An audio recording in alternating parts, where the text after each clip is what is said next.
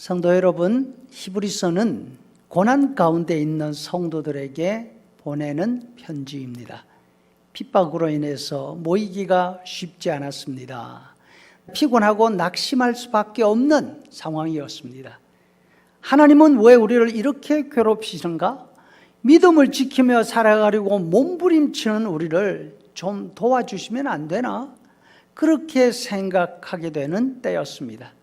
일하는 손이 피곤해서 늘어떨어졌습니다. 무릎이 휘청휘청합니다. 히브리서를 쓰고 있는 저자도 인정하고 있습니다. 징계가 당시에는 즐거워 보이지 않고 슬퍼 보인다. 그렇다면 편지를 쓰는 저자가 할 일은 이런 성도들을 위로하고 격려하고 해야 되지 않을까 생각이 됩니다.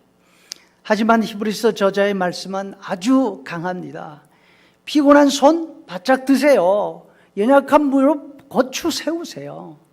징계는 여러분만 겪는 게 아니라 다 겪는 겁니다. 죄와 맞서서라도 피 흘릴까지 싸워야 되지 않습니까? 죽기 내기로 싸워야 하는데 우리는 죄와 맞서 싸우는 것이 아니라 더 고귀한 믿음을 위해서 싸우고 있지 않습니까? 우리가 아직까지 죽지 않고 살아 있습니다. 더 애써야 합니다. 재산은 다 빼앗겼다 하더라도 그것을 기쁘게 당해야 합니다. 왜냐하면 우리가 이미 소유하고 있는 것이 있습니다. 그것이 더 낫고 영원한 것이기 때문입니다.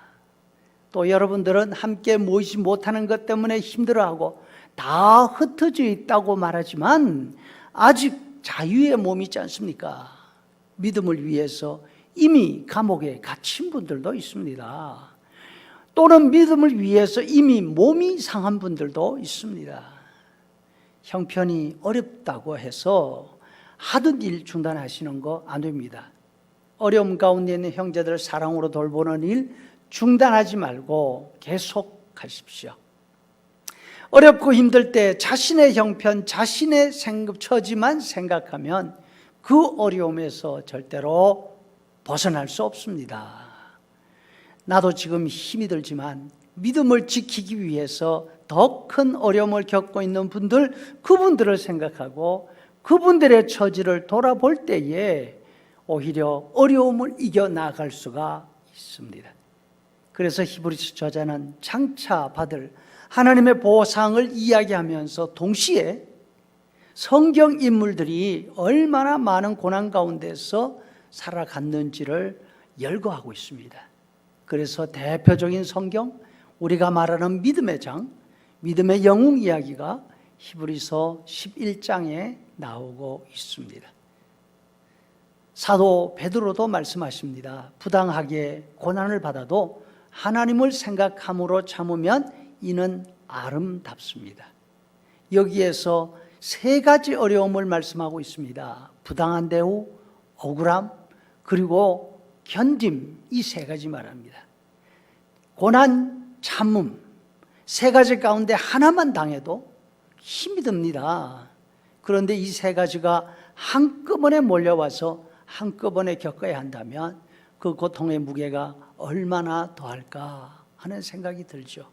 하지만 이 세 가지의 고통이 한꺼번에 몰려온다고 하더라도 좌절하지 않고 견딜 수 있는 길이 있습니다.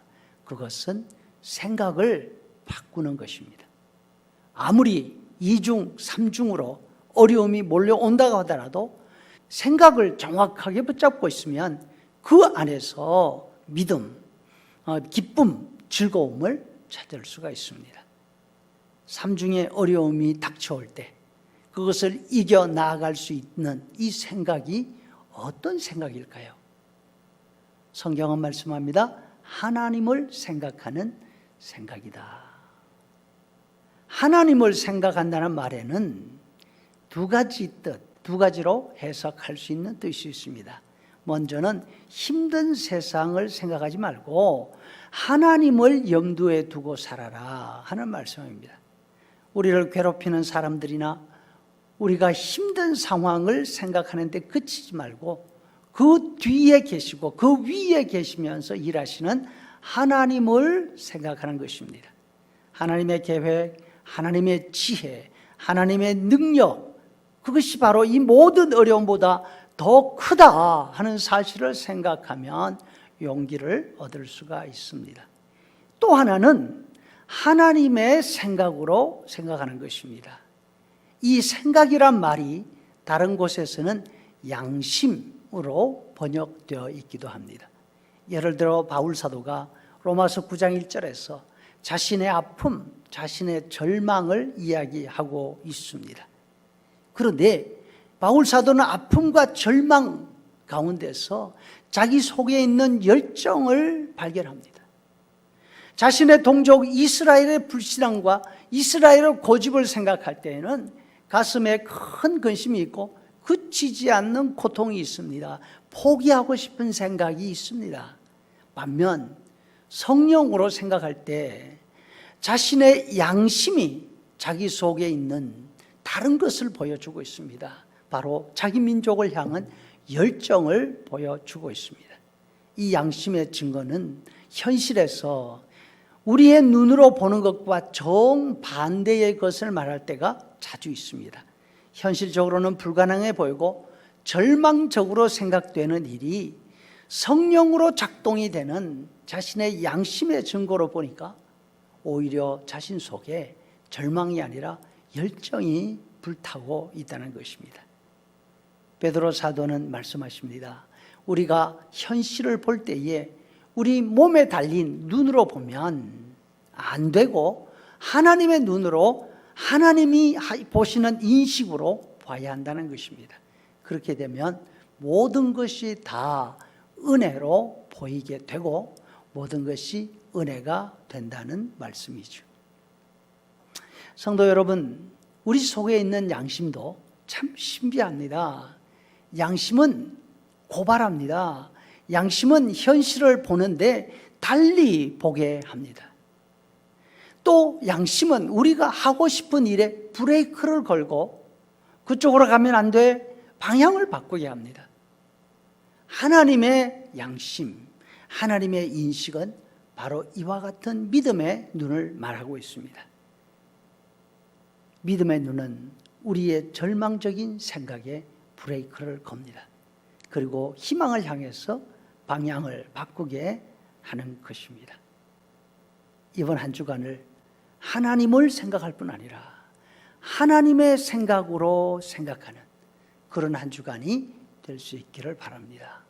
믿음으로 더 힘들게 사는 사람들, 그분들이 있다는 사실을 보고 그분들의 형편을 헤아리면서 기도부터 시작하는 새로운 한 주간이 되기를 간절히 소원합니다.